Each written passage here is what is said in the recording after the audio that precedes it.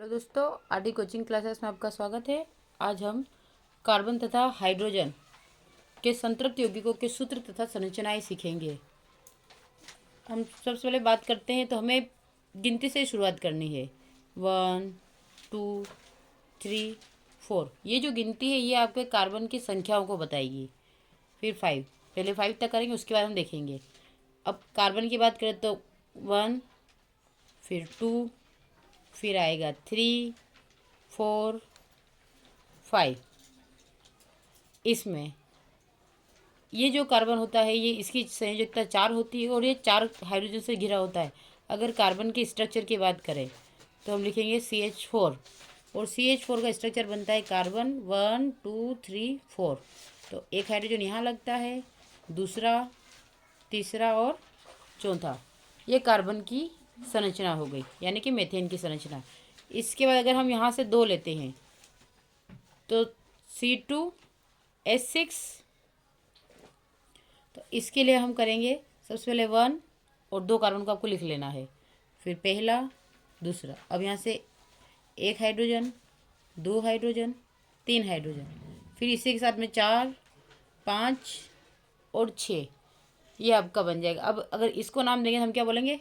देखो ये 4 करने इसलिए इसको बोलेंगे मेथ, और सिंगल, सभी में सिंगल बॉन्ड है, एक एक बॉन्ड, इसलिए इसको बोलेंगे एन। तो मेथेन बन जाएगा। अब इसकी बात करते हैं, यहाँ पे 1 2, तो 2 को लिए हम क्या बोलेंगे? एथेन। तो इसे बोलेंगे एथ, और सिंगल बॉन्ड दिख रही है इसलिए एन, तो एथेन हो जाएगा। और ये एक चीज़ हमेशा याद रखिए इसमें कि जब आप अगर सिंगल बॉन्ड लगाते हैं तो आप सिंगल बॉन्ड के साथ में एन लगेगा, अगर डबल बॉन्ड लगाते हैं तो डबल बॉन्ड के साथ में इन लगेगा, और अगर ट्रिपल बॉन्ड लगाते हैं तो ट्रिपल बॉन्ड के साथ में आइन लगेगा। ये आपको याद रखना है, ठीक है। उसी हिसाब से हम कार्बन की बात करते हैं। अगर एक कार्बन है तो मेथ कहलाएगा, 2 कार्बन है तो एथ कहलाएगा। तो हम क्या लिखेंगे? 1 कार्बन के लिए मेथ, 2 कार्बन के लिए एथ, 3 कार्बन के लिए प्रोप, 4 कार्बन के लिए ब्यूट, 5 कार्बन के लिए पेंट। वैसे ही 6 कार्बन के लिए आपका आ जाएगा हेक्स, और 7 कार्बन के लिए आ जाएगा आपका हेप्ट, 8 कार्बन के लिए आ जाएगा ऑक्ट। इस टाइप से तो क्या बोलेंगे हम? हेप्ट और ऑक्ट। अब हम इनकी 1 बाय 1 स्ट्रक्चर देखेंगे। हम 3 की बात करते हैं। अगर आपको C3 दे रखा है, ठीक है, C3 दे रखा है तो हाइड्रोजन कितने जुड़ेंगे उसके साथ में? 8।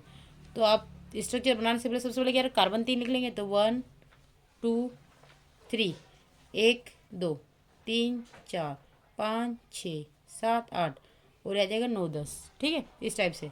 तो ये हाइड्रोजन, ये हाइड्रोजन, ये आपका, फिर ये हो गए। तो ऊपर 3, नीचे 3, 6 और 2 साइड में 8। तो इसे क्या बोलेंगे? प्रोपेन। तो इसका पूरा नाम क्या हो जाएगा? प्रोपेन। नेक्स्ट की बात करते हैं। अगर आपको कार्बन C4H10 दे रखा है तो इसमें भी आपको इस प्रकार से ही करना है। पहले 1 2 3 4 कार्बन लेंगे, फिर 4 कार्बन से हाइड्रोजन को सिंगल बॉन्ड के द्वारा जोड़ देंगे।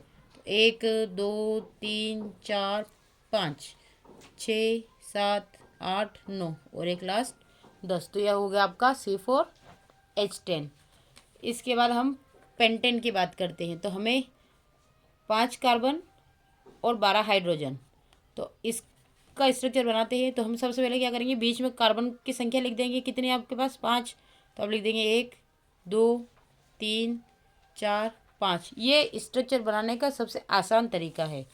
इसके बाद आप 1 hydrogen, 2 hydrogen, 3 hydrogen, 4 hydrogen, 5 hydrogen, 6 7 8 9 10 11 और 12। तो ये कितना हो गया? C5, यानी कि 1 2 3 4 5, और H12। तो ऊपर कितने? 5, नीचे भी 5 और 2 12 आ गए ना, 10 और 2 12, ठीक है। अगर हेक्सेन की बात करते हैं तो हेक्सेन का भी आपका संरचना सूत्र इस प्रकार से बनेगा। तो C6H14, इसके लिए 6 कार्बन लिखेंगे, 1 2 3 4 5 और 6। अब इसके लिए भी सबसे पहले इधर लगा देंगे। तो आप ऊपर देखिए, एक हाइड्रोजन, दो हाइड्रोजन, तीन हाइड्रोजन, चार हाइड्रोजन, पाँच हाइड्रोजन, छः हाइड्रोजन, 7 8 9 10 11 12 और एक 13 और ये 14। तो हो गया आपका C6H14।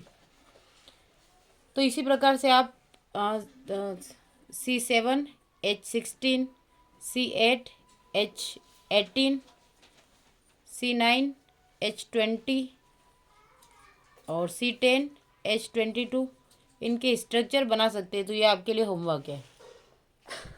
Okay, thank you for watching.